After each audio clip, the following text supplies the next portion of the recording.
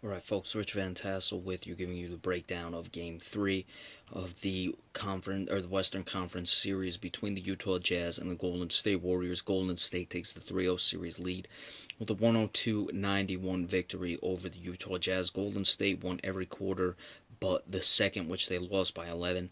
They only won by 11 points. Well, I shouldn't say only. They won by 11 points, but won the fourth quarter by 9. Utah, very disappointing in the fourth. I felt they let too many baskets get made by Golden State that they could have prevented. Golden State did make some shots that I think Utah's defense was all right, but Utah also missed way too many shots. They had too many possessions that went empty. We'll get into that in just a moment. Kevin Durant leading the way, 38 points. 15 of 26 shooting, 4 for 8 from 3, 4 of 4 from the line, 13 rebounds. Is making a lot of big shots in this game, and they needed it because Klay Thompson and Steph Curry did not have it. Klay Thompson only 6 points of 1 of 9 shooting. He's got to be better. There have been problems in the playoffs with Thompson and Curry being consistent shooting. Curry was only 6 of 23 of 11 from 3, 23 points, 8 of 9 shooting. The only other guy in double figures was Andre Iguodala off the bench. You hold Golden State to 102. Those are the games you've got to try to find a way to win. For the Jazz, Gordon Hayward 29 points, but only 7 of 18 shooting, 13 of 14 at the line, 6 assists. Rudy Gobert had a very good game, 21 points, 7 of 8 shooting, 15 rebounds, 4 assists, 2 blocks.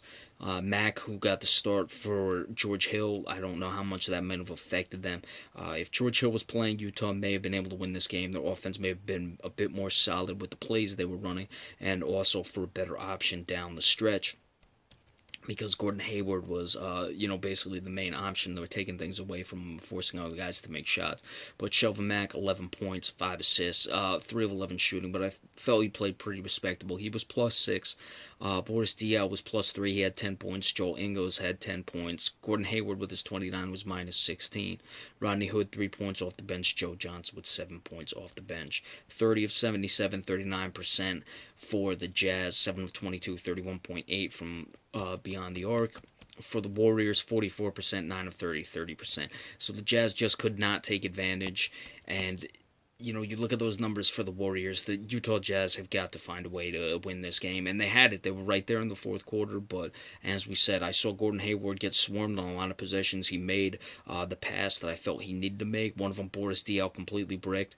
The other one was a Joe Johnson 3, wide open corner 3. Diaw, I'd say it's about 50-50 when he shoots it. It's a good shot or not, and he completely bricked it. And I'm not talking about percentage-wise as what does, Boris Diaw shoot when he's at that point in the floor, what he usually shoots for the game. I'm just saying it was a pass to Boris Diaw for a mid-range. He usually likes to be inside or beyond the three-point line when he takes his shots, so I could see why there was a reason that he missed it. But it happened. The Joe Johnson shot in the corner, though, those are ones you expect to make, and they were just not able to capitalize. So that's it. I'd like to see if Utah can still find a way to win a game in this series, or if they're going to roll over. We'll talk Gordon Hayward, all the implications, if or when they will lose this series, and it looks like almost certainly going to be a win at this point. All right, tomorrow we got Cleveland, Toronto, Boston, Washington, San Antonio, Houston. Definitely give you the first 2 recaps and potentially the San Antonio, Houston recap. Be sure to stay tuned. We'll see you later on. Thank you, folks.